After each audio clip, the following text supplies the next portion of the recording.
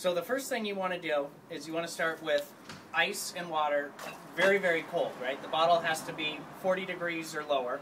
Just have a nice cold bottle, cold to the touch. Then what you want to do is look for a seam on the side of the bottle. You probably can't see that here, but every bottle there's 3 seams. There's a seam here, there's a seam here, and there's a seam around the neck of the bottle. And what we're going to do is utilize those seams to find the weakest part of the bottle.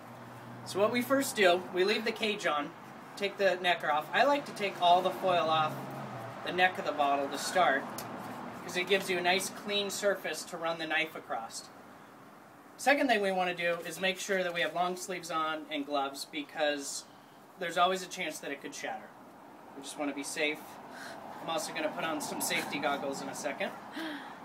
So, what you want to do, I'm not going to take this off yet while I show you what to do. You find the seam of the bottle, and I found it here. You just barely can see it. And you're going to practice this a couple times, but you're actually using the blunt edge of the knife. So to get any hard, sturdy knife with a nice defined edge, and that's what you're going to use. You're not going to actually cut it off. So you're going to run it up the seam once, run it up the seam twice, and then on your third strike, we're going to follow through and go past the neck, and it should launch. It should cut it clean off and launch it. All right, find the seam.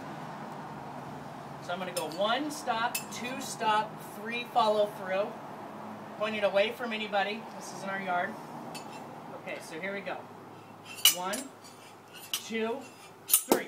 Woo! Huh. And there you go. So we've got a clean, sabered bottle. I forgot to put my safety goggles on. That is a critical step that I missed that my wife just told me about. They were around, but remember, long sleeves, gloves, and safety goggles when you can remember.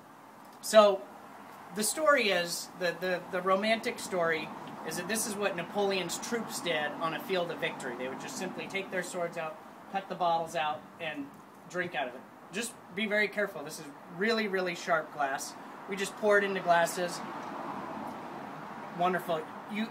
You have no chance of getting any glass in the bottle or in the glass, because when that glass is expelled, it shoots out. It's got a lot of pressure. So any glass that's there, it shoots out. And then this is what happens. This is pretty cool.